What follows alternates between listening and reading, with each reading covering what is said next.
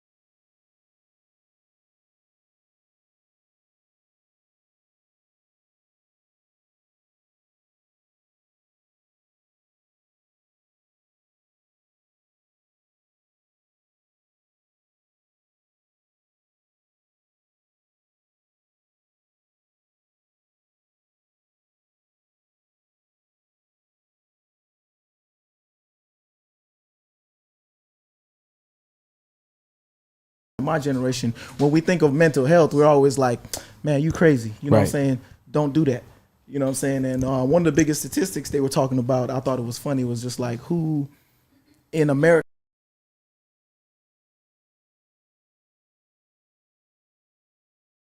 the most. And when you talk about that stuff, it always comes down to suicide, which is the most extreme of that shit. And believe it or not, black women in America have the best demographic across the board in terms of handling suicide. Yeah. You know what I'm saying? And they don't know why. Nobody can figure out why is it that. I can tell you, but it'll take all day. Right? Like no, they don't. Everybody has theories. Everybody got, but nobody really knows why. I just said but earlier. It's why is it that black women as a whole have the lowest suicide rates? You know what I'm saying? They have the best. You know what I'm saying? Mechanisms, I guess, in terms of handling. So nobody really knows why. The term "strong black woman" didn't come from nowhere. You can speculate. We can all speculate, but we don't really know the truth. It's a strong history. You know what I'm saying? Black in terms of the black community, we don't really focus on mental health. We don't talk about it. You know what I'm saying? I know growing up, you know what I'm saying, when we hear somebody having a mental health issues, the first thing we say is, oh man, that nigga crazy. You know what I'm saying? We're not gonna talk to that nigga. That nigga crazy. He got this going on. He got that going on. It's just not a thing that we focus on, and we don't really give people that open dialogue, that open space to talk about these issues that they might have. So I really want to try, because like I said, man, I love this conversation. These are conversations that we need to have that we not having. We haven't been having. And now they're having these conversations. Now we're recognizing these issues that, these are medical issues that, I'm saying, need to be handled, need to be dealt with. And, it's just something that we never talked about before. So, I just want to say, man, I appreciate y'all for doing this, because we appreciate you sitting in, bro. We do need to talk about in the black community for sure. For sure, man. We appreciate you sitting in. Appreciate you giving your input on that, bro. And like you said, welcome to join us. Stay with us the rest of the episode, man. It's all good. Sure. He got a smooth chin. He got a smooth chin. That's all you got out of that. That's fresh out the military. So check this out real quick. I gotta give a shout out. I gotta give a shout out to the Red Cup gang, man. Shout out to Red Cup gang in the building. Shout out to the High Angle. Shout out to Dream Radio, man. They in the building. Terry and Tay in here. Shout out to the Members Only Lounge. We want to give love to the Black Market as well, man. Black Market is overlooking all this digital stuff. So shout out to Black himself, man, and the Black Market. So we're going to go forward, and we're going to invite anxiety to the party. So we talked about depression, and I know they hit somebody in the chest. So we're going to invite anxiety in here, man. We're going to get into anxiety. I want to talk about this real quick as well. So depression and anxiety comes from traumatic experiences. An example may include being a victim of armed assault, witnessing a tragedy happening to someone else, if not yourself, surviving a sexual assault or any kind of other assault, and also living through any kind of natural disaster. Those kind of things can traumatize you and trigger certain things, you know what I'm saying? Which can be anxiety. So I'm going to give the definition of anxiety, the clinical definition and the Webster definition. But I want to know, when you guys hear the word anxiety, you know what I'm saying? Because there's misconceptions. I just want to know how y'all feel about it. Who want to go first? Joy, when you hear the word anxiety, what do you feel? What do you see? What are you hearing when you hear somebody has anxiety? Now, because I was in the Marine Corps, so I think most of my anxiety really comes from serving in the Marine Corps. And before then, I never knew what anxiety was. I actually never heard of it. Yeah. You know what I'm saying? And then once I started to get out, and then you started like, you may suffer anxiety. Like with me, I can tell when I'm having a moment. It's when like I don't like too much going on at me at once. And then that comes from stuff going on when I was serving. And it's like when I'm going through it, it's like time is slow. Yeah. I can't hear around me. My chest is tight. I probably can't. I'm having a hard time breathing. And it also ties with like my anger as well. Like sometimes I used to just get so mad, and I used to like I didn't know what was going on until I did sit down with a licensed professional. Have you ever had a panic attack? Yeah, I had plenty of panic attacks. Really? The first time I went to jail, nigga, that was like a panic attack because it's like That's a good reason. Yeah, nigga, I was like, I was so fucking confused on what was going on. I had never been arrested, and then like I'm sitting here and like I didn't even know how to bomb myself out. That's how fucked up I was. It was to the point where I didn't know my grandma had the same phone number my whole life. I know my grandma's phone number like the back of my hand. But I tell you, when I'm sitting at this phone, I'm trying to call her. My anxiety through the roof. I can't remember my grandma's phone number, and I'm like, "What is her number? What is her number? What is her number? What is her number?" And then it fucks you up, and then I have to learn. I learned how to like manage it in a sense, like just mostly focus on the task at hand and what am I currently dealing with, and start to eliminate some shit. Like so when it's like I'm really going through the height of the moment, I like focus on what you can control at this very moment. Yeah, because a lot of times you worry. A lot of anxiety comes from worrying about what ifs. Yeah, it's never about what happened. Okay, I'm glad you said that because I wanted to actually give the definition of it real quick. First of all, I want y'all to know that anxiety is the enemy of confidence.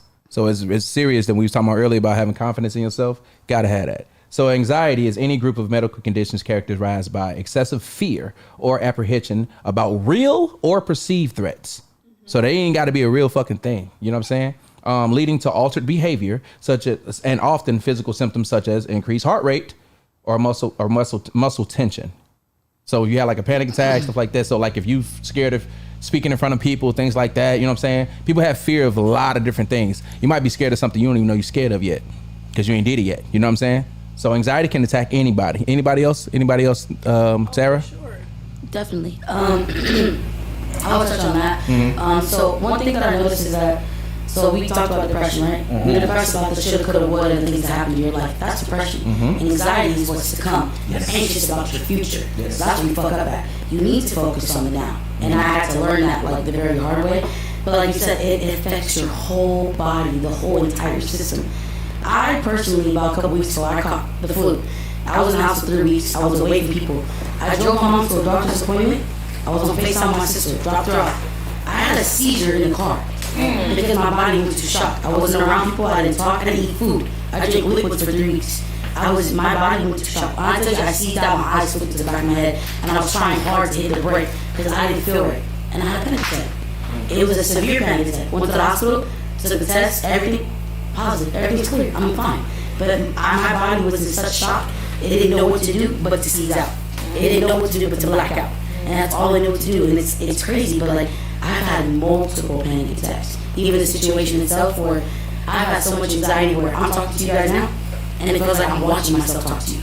It's like a third person. It's an outer body experience. It's a very outer body experience that I have. And we don't talk about it, honestly. We kind of, a lot of us go through it. A lot of us go through it smoking weed and we don't talk about it. Man, what? And we just think, no, we're not going to talk about it. I was like, I ain't smoking shit today because I'll be damn if I get an outer body experience today. We're going to air this bitch out. But seriously, like, it's real. And I really wish we could have more of these conversations. And like, seriously, applaud yourselves. You guys are talking about shit that people wait years till they're like 60 to identify. Damn, I had a fucked up life, and I fucked up my kids a little bit because I was fucked up. Yeah. You know what I mean? It stems back, generational trauma. It's in your bloodline at this point, So can y'all take a second to applaud yourself real quick? Yeah, 100%. I just want to get applause for that. Talking about it because that's some real shit. People take years, or it takes them being shot to understand, like, shit, I'm fucked up. Unfortunately, that's sad. The tragedy like that. I'm really glad, and I didn't know none of those things had happened to you until like today, and I can't imagine it. And for you to be here and and I understand it was a process, and you still in the process. But man, I commend you. Yeah. And all the shit that I've been through, and I can still be like I used to have I went to a conference one time for church. He told everybody to write out their problems and then throw it in the middle of the flow.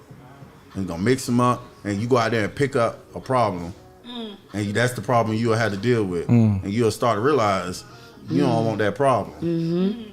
And I could just only imagine going through what you went through, and like I said, I commend what you did and how you processing it, because you could have quit a long time ago, sister. Definitely. And I'm glad that you didn't give up. Definitely. Big facts. You know what I'm saying? And you got a cousin in me. Like I told you, you know too much about me now. Yeah, you know something about that too, though. So that's it now. I'm like, y'all better be talking about Ethiopian Sarah.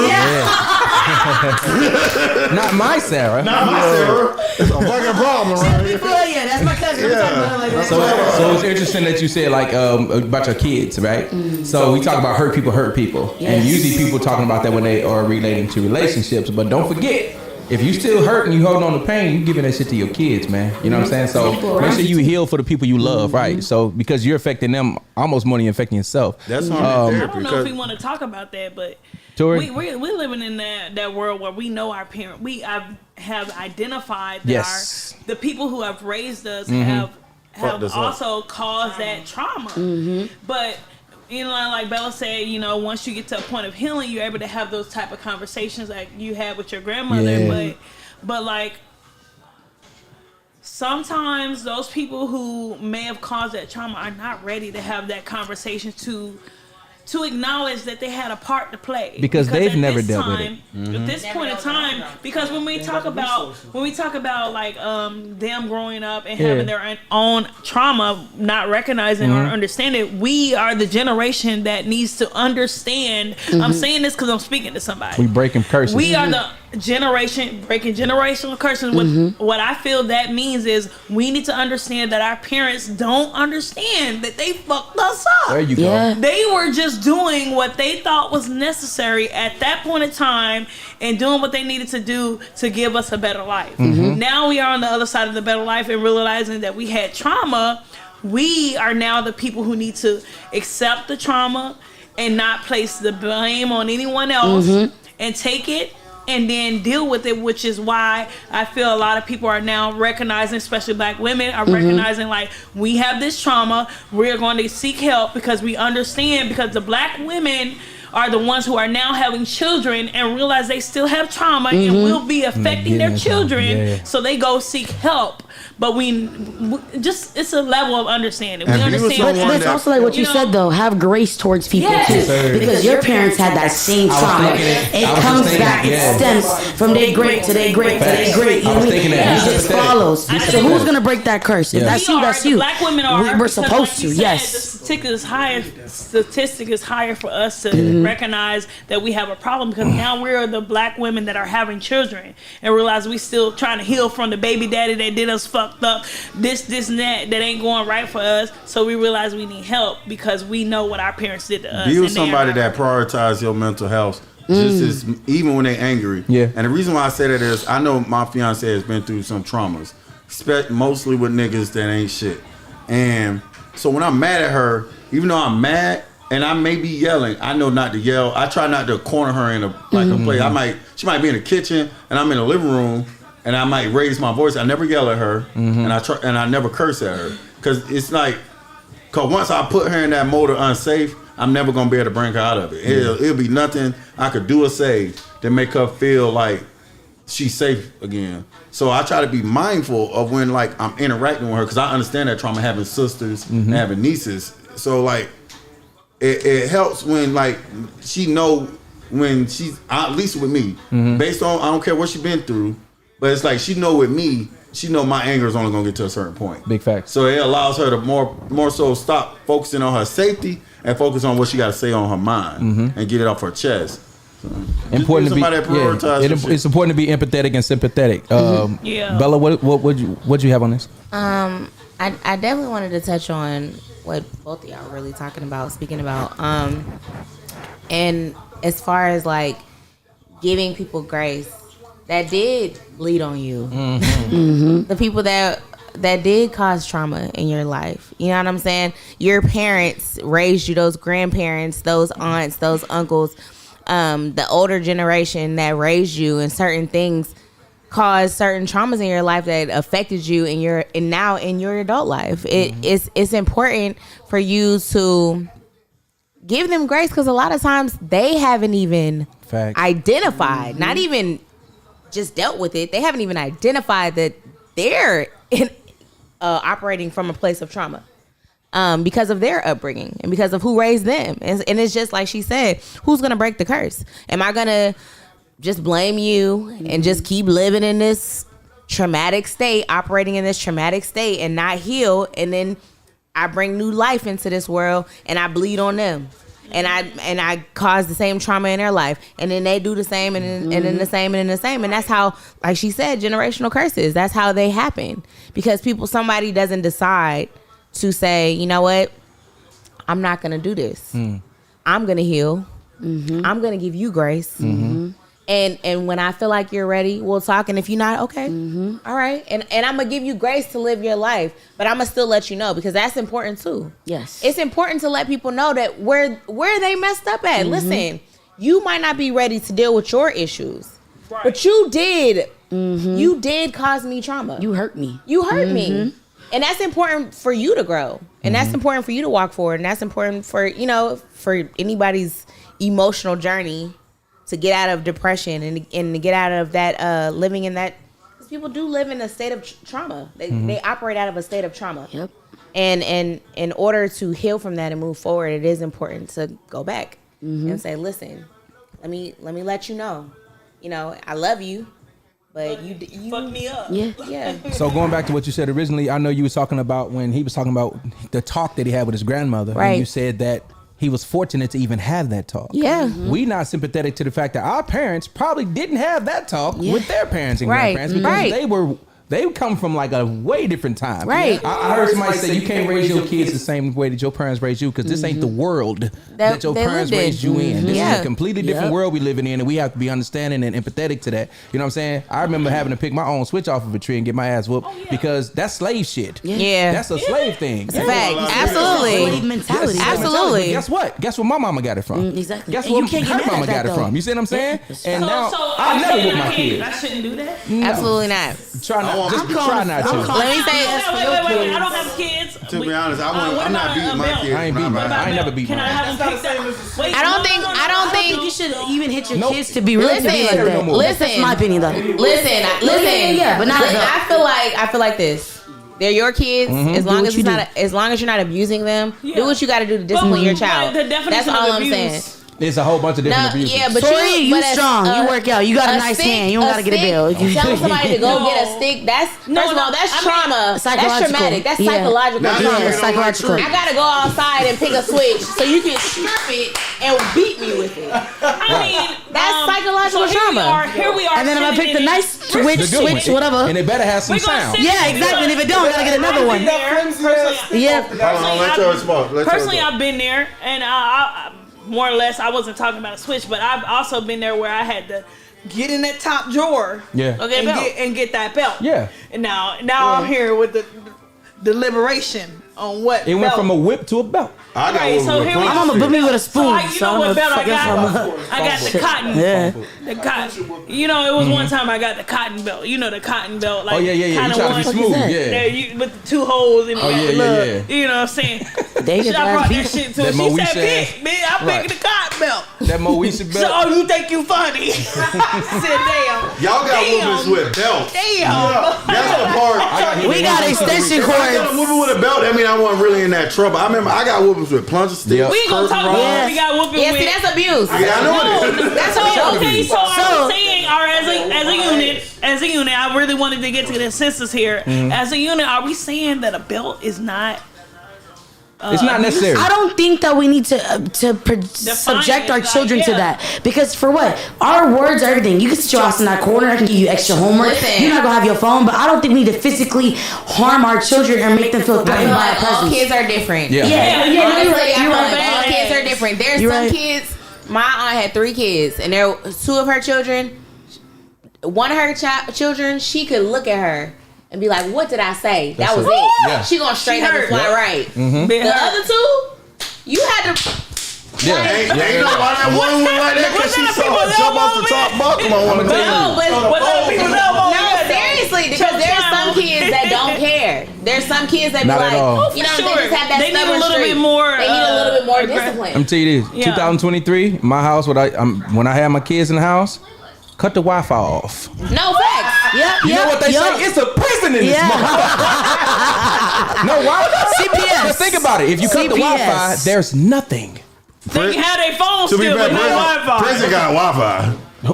Prison got Prison got Wi-Fi. Wi-Fi. My daddy got a tablet. There ain't no TV, video game, nothing working in this motherfucker right now. So I wonder if I'm we gonna get to some of these questions before we get out of here. We're trying to wrap up a little bit. No. I really want to hit on it. Go ahead, I know Tori. You do your thing. Go ahead, Tori. And it's not me. It's not me. But we've been tiptoeing around it a lot, and we talked about the suppression of it all. And I 100% believe that I was raised in a family that did that.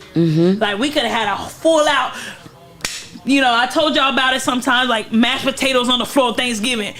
Grandma punched me in the eye. Whatever the case may be. Your grandma hit you in the eye? We ain't gonna really dive into it. But we could have had a full out brawl in the house. The next day, hey, Like you want nothing some happened. toast? Suppress it. Nothing ever happened. And so, with that being said, that's how I carry myself today. Like, and that's also a part of that mask that we wear because we've been conditioned to do this. Yeah. And I feel like black women 100% have been conditioned to mask a lot of things. I'm watching, was it Jenny in Georgia? She ain't black. Oh yeah. She ain't black, No. but She her black conditions enough. are the same. It's like, no, Georgia, her mama ain't Yeah, black. yeah. But Yeah. she suppressed a lot of things Georgia. and made everything seem so great. Like they was living in the Great car show. and everything was great. Great show. But as a black community, I feel like we've done that a lot, and sometimes it's to the detriment of our current relationships because we never gonna outright say how we feel. And I feel like I don't want to say too much because I do have people that contact me in confidence, but I'm talking to a lot of family members that really need to set boundaries for themselves or acknowledge or tell people like, hey, this is how I would like for you to deal with me because you're not dealing with me in that way, but we suppress everything as a I black kinda- community. One thing I would say on that, Tori, which I think is funny. So, like, I grew up in a big family, like huge family. My dad had 8 kids. You know what I'm saying? My stepmama had 2, so she has 10 kids, right? And one thing I would say is like, I think in terms of like those kind of traumas, I think a lot of black men suffer in silence. Whereas, you know what I'm saying, a lot of people meet me, they be like, man, your face look mean or whatever the case may be. Whereas, like, if you think I'm mean, you don't want to meet my sisters. You know what I'm saying? Yeah. They're going to tell you like it is, and it's going to sound way meaner than, you know what I'm saying, the expressions you might see on my face. And that's one thing where I will credit black women a lot too. You know what I'm saying? Y'all very more outspoken, more vocal about a lot of the things that, you know what I'm saying, y'all go through.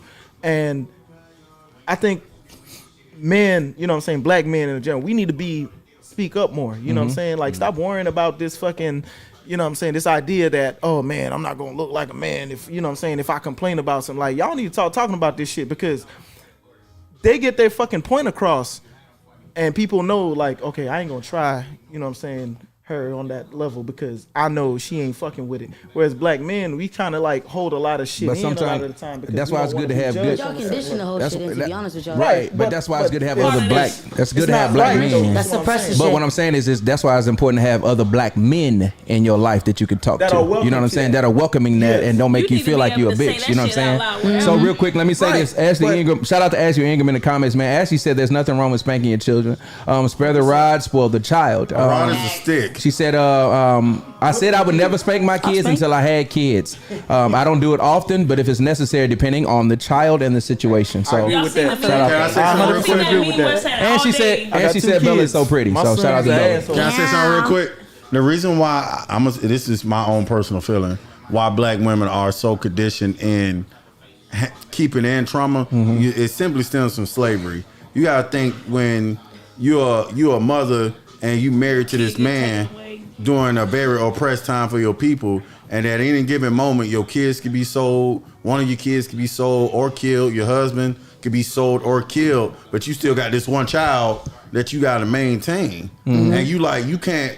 You trying to provide this child or this family or whatever happened. This particular lifestyle, this comfortness, because it's comfort in a black woman. It is safety inside of a black woman. I have never been where it's multiple black women and I felt unsafe or I felt uncomfortable. The first place I stop to when I come to this shop is to the salon, because I feel like that's gonna start my day here.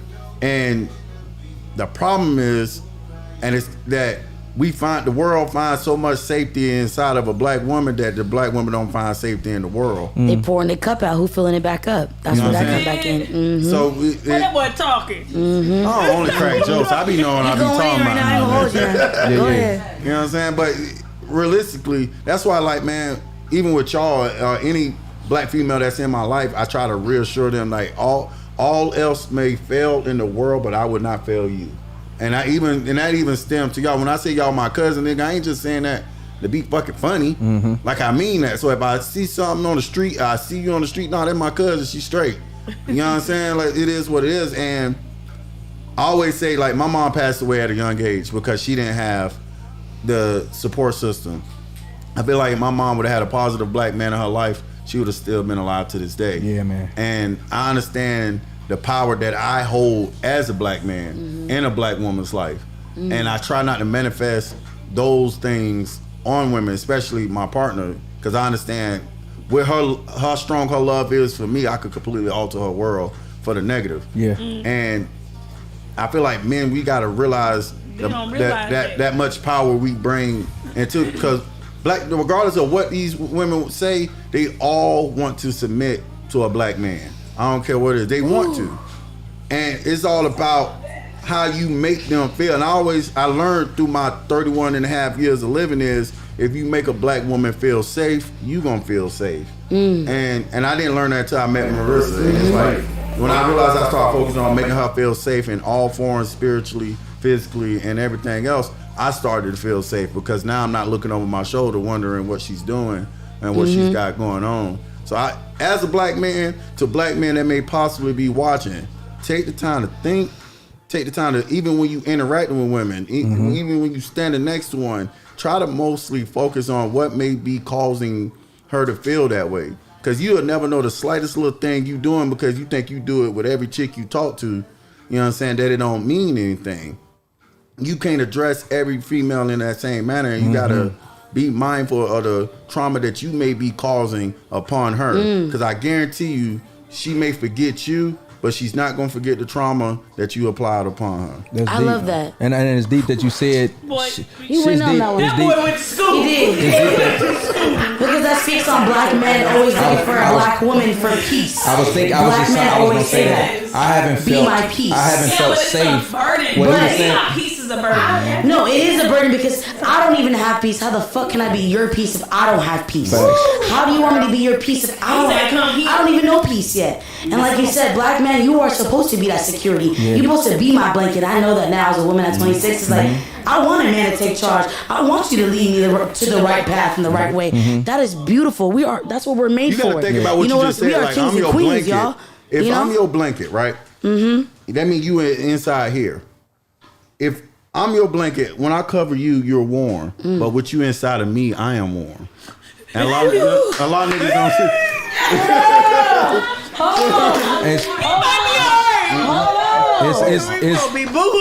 It's crazy because like to hear you say that, I'm gonna say this. To hear you say that, I'm gonna say this. I told somebody that I was talking to recently, like, I don't feel safe with you, and I meant that shit because I haven't felt safe with somebody in a long time. And what you talking about, I'm glad you found that. You know what I'm saying? Because a lot of us don't. And if you got it and you're a man, you got it. You better keep it, nigga, because it ain't easy to find. Because women want to be protected, and we need to protect our women. And I think sometimes we get forgotten about because when we say safe, we don't mean physically. We don't need you to protect us. We need to protect this. You know what I'm saying? I want to feel safe with my emotions with you. I want to be vulnerable with you. You know what I'm saying? That's hard to do, bro. Because you open up to somebody and they use the shit against you. You open up to somebody and they use it as a weakness. You know what I'm saying? Like, do it again. and make you never want to do it again. You know what I'm saying? It happens to you. So we want to wrap up, but it's getting deep. So I don't really want to go nowhere. We got a lot of questions. I think we need an episode 2. Yeah, 2.5. Yeah. So They like she ain't changed her clothes. So we got a lot of questions. She said, I paid $800. So I tell you what, we got a lot of questions. We had a lot of questions on the black market iPad, and but I couldn't get to the questions. But to be honest with y'all answered a lot of the questions just by opening up and venting and everything like that. But one thing I can't get out of here without doing is saying this. It's a question on here that Black came up with. Shout out to producer Black, and he said, "How confident are you in feeling in your capabilities in 2023?" Basically, like, as far as your anxiety and your depression, like, how confident are you guys that you have it figured out, or you're figuring it out? You know what I'm saying? Or is there self-awareness in the room, Sarah? Yeah. Okay. To be honest with you guys, I mean, I kind of broke down a little bit of what I've been through in the past 2 years. I've never been so confident, so excited, and so blessed and so sure that God got a path for me. Yes, ma'am. And I can hear it. And I'm like, you know what? Ain't shit finna touch me this year. I done got 2 accidents. I done got shot 6 times. Now to tell it. The worst already happened to my body. I have to live and see it when I wash my body every day, but I wake up every day optimistic for the next. I'm winning. The fact that I can get up the next day and be like, yo, today finna be the day. Yeah. Like, I can't quit today because tomorrow might be the day. You understand that? You can't give up today. You gonna win tomorrow. And I literally remind myself of that, like, nah, it's not over for me. And this year is like, I done went through every fucking thing you would think under the sky. From losing friends to gaining friends to losing myself to gaining myself to just lost and confused to being like, yo, I'm Sarah. Just be Sarah. Love yourself. And like, I feel like God prepared me and walked me through all my trials and tribulations for this year. Like, I just got in a car accident. Literally, what day was that, Terry? Friday, last week. Last week Friday, yeah. My nose was gushing blood. Damn. Shot hit me from the back. I wasn't insured. Thank God she was insured, and I had to count my blessings. Yeah. You know what I mean? Now I'm getting insurance. Now I'm like, damn, I could have died that day. You know what I mean? Like, Yeah, and I said, why RoboCop, the devil man. keep fucking with me though? You know what I mean? Like, why? Like, I was like, God, I smelled death. I felt death. I was choking on my own blood. Why am I feeling death again, God? And you're just like, you're not listening. Like, you need to listen. I'm telling you where you need to go, so go. Stop playing. If you take a second to pause for the cause, you cause it for yourself, right? Yeah. And God will talk to you. Whatever you believe in will talk to you. You believe in a tree, the fucking tree will talk to you. Yeah. But you need to believe in something bigger than yourself in order to get up every day. So this year, I believe in me and God. Purpose. Scale of 1 to 10. Yeah, Scale of 1 to 10. 10, you know what I'm saying? You get 10, you know what I'm saying? Yeah. Talk about I'm it. telling you, I was looking back in like 6 months, like, damn, Shotty was right. It's her year. Like, Yeah. It's the year, yo. It's the year, I'm facts. telling you. Now the next time you see you gonna have a driver. Okay. It might be pink or some shit. Hey, let me ask Alan, how confident are you in All right, this? so my name is Sarah. I ain't been through what she's been through. Right. But Okay, I'm gonna keep it a buck. These last 2 years for me personally, you know what I'm saying, my story ain't the same as hers, but it's really been, for me, 2 of the hardest years I ever had in my whole entire life. And it was so bad to the point, you know what I'm saying, I agree with Ball. He said earlier, you can't self-diagnose yourself, but I 100% believe that I was in a depression, you know what I'm saying, in that depressive state, you know what I'm saying, at least the last year of my life. And so I didn't even celebrate like my own personal accomplishments when they happened. You know what I'm saying? At the end of the year, you know what I'm saying, one of the biggest goals I've been working for in my life happened. I didn't even feel like celebrating because it was just not, I just didn't feel it. You know what I'm saying? Yeah.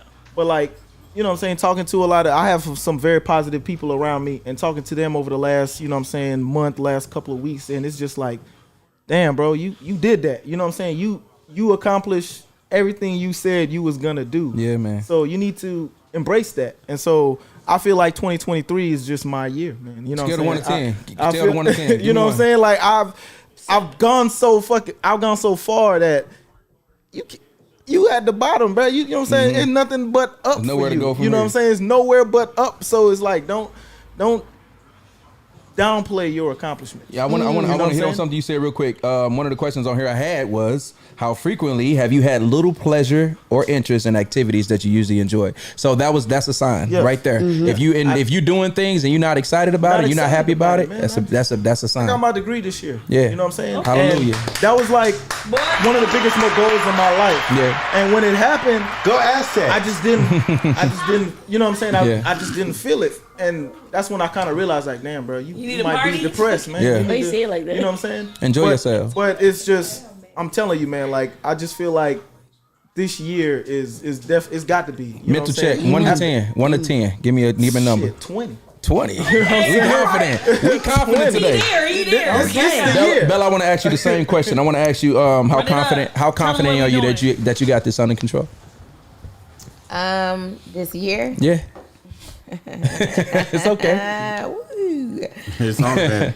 It's always okay to not be okay too. So I have all the confidence that it's gonna be okay. Because like Sarah said, I have faith in somebody bigger than me. Big dog. And if I made it to here after the stuff that I done been through, like I done been through some stuff. Okay. And if I can stand here today, be here today with a smile on my face, still uplifting other people, you know what I'm saying? And also uplifting myself, still striving, still working hard, and trusting that God has a bigger plan for me than I even have for myself. And I got big plans, big dreams, big goals. And I have all the faith. I have all the confidence that this year is going to be one of the best. And it can only go up from here because of my mentality and who's bigger than me. Like, facts. and that's on what period? That's on period. Right. So scale of 1 to 10, what you got?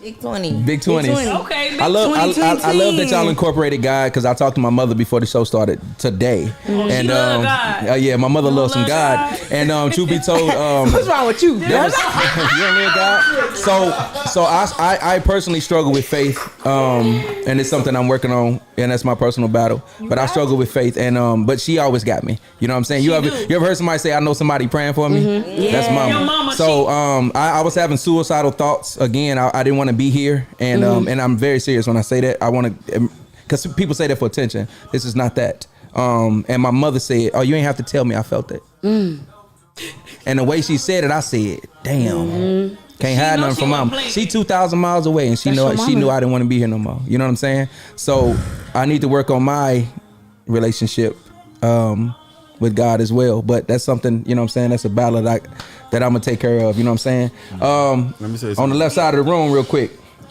I want to know what y'all confidence level is. I'm gonna say something real quick. If you want to make God laugh, tell him your plan. Yeah. And as in what you think your life is supposed to be. Yes, sir. I'm telling you, he gonna laugh in your face. Well, you're gonna be a good old man, boy. Right. already got He got all the stuff already. cold ass I'm already here for you. And, no, but seriously, Yeah, yeah. because man, Seriously. when I'm sitting, and I think about like, damn, like I look back and I thank God potentially because I could have easily been nothing. I could have succumbed to every statistic. I could have been still on the street to this day, and I had to remind myself, because my grandma used to say, God got a way of reminding you that you need him. And every time I get to a point where I act like I don't need God no more, and I've been doing it myself, He humble your ass. He humbled me real quick. Yeah. And my confidence level, like I said, most of my problem comes with feeling alone and feeling like no one's there with me. I've been blessed with an amazing fiance, with an amazing family who would not allow me to feel like I'm alone. Like, you know what I'm saying? Like, from her mama to her cousins to everybody treat me like genuinely a family member. So I feel like anything is possible. Yeah, man. You know what I'm saying? It feel like you was lacking family for so long, and now here, look at you. Like I told my fiance, got mom, all I this. told her like, you the first woman I have ever called mom outside of my mama. That's deep. You know what I'm saying? And she was like, really? I'm like, I don't think she understood like the gravity of what I was saying to her. It's like, like, even if me and your daughter stop talking today, you my mama. You know what I'm saying? I take a lot of trust and love. You know what I'm saying? And I find myself doing stuff for her that I would have never done for anybody else's mama. I be buying her shit. Like, I gave her a throwback vintage LA Dodger jersey. That shit was expensive. It was expensive. I bought Marissa a diamond necklace. Guess who else got one? Show 'em the ring, my baby. mama. Yeah. You know what I'm saying? I just can't marry her mama. I wish. So with everything you've been through already, right? How confident now are you that you have fixed it, or you fixing it? Like, where you at right now? I'm an 8. You're 8. 8 out of 10. That's solid, nigga. Yes. That's That's a B. Yeah. That's 80%. That's a B minus. Yeah. You know, Because sometimes B is like, for when better. I get into that mode, my fiance gotta like, hey, chill out. It's a process. You know what I'm saying? Like, and then it'd be tough because I'd be like, well, damn, what can I do for you? Because she mad. You talking about she a social worker. She mask it. Like, I watched her. We were working in hospice together at the time. I watched her console people about their loved one dying as hers is dying. And I had to like get out of my shit and like, look, you stop, and you grieve. yes. Because you can't help none of these people at work if you ain't did the same shit you telling them. And I felt good for that because I could see her like releasing. Yeah, I don't like to see my fiance cry, but she needed to. Yeah. You know what I'm saying? Get heavy out here.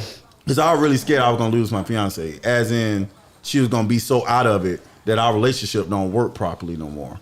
And so like I had to like get out of my, because at the time I got laid off from my job right before Christmas. And I was in my little mode of like, you know, I'm a real man. So to me, as in like, I'm not sitting on my ass. I'm gonna provide the best way possible. So when I got to the point where I couldn't for a little bit, kind of fucked me up. But then I couldn't like hold myself in that because my lady needed me. Like, and take the time, man. Like when y'all be going through shit, take the time to look also around you, because your supporting cast may need you more than you need it. Like, yeah, I knew I was gonna get another job, but so I had to get out of myself where it's like, look, babe, you need to get out of your work, because she'll smother herself in work. All she talking about is everybody else grandma that's dying. Let's focus on you. Yeah. You know what I'm saying? Because I know you're particularly dealing with it. So to get back to the question, I feel as if I'm a 8, because I still have my moments of doubt and weakness. For sure, me too. I'm definitely way further than what I was in the beginning when I ain't have no confidence whatsoever that I'd be better. Yeah, extremely important, man. That's what we doing. We doing better every day. Tori, I want to get to you before we get out of here real quick. Okay. You talk sometimes and you crack jokes while you talking, and I pick up on it when you talk about your childhood and your upbringing and shit like that. But that shit sounds like it was heavy. Don't get me to cry. Nah, I'm just. We keep. Today is the I day. know. Today's Y'all the day cried for all it. day. Right. But I want. I want to ask you. I want to ask you seriously. What is your confidence that you have this under control, like, and your capabilities of controlling your mental health? You want me to be honest? Well, that's all we doing today. Man, I ain't got it. We ain't got it. That's I ain't okay. got it. That's okay. No, I go to the gym because I ain't got it. I'm in the gym every day because I ain't got it. You healthy. I mean, That's I'm gonna therapy. live a long time, and I ain't got it. But my confidence in, I don't know. I mean, it's very rough out here. You know, mental health is obviously a thing for everybody. I'm trying to find myself and determine where I need to be in life. Like, what's that path? You know what I'm saying? That relationship with God for sure is number one on my goal for this year. You know, if you're not doing that, daily out of your Bible, I listen to it every day, start from the beginning to the end. You know, for the whole year, we get through it. Yes, ma'am. It's an app on your phone, all of them.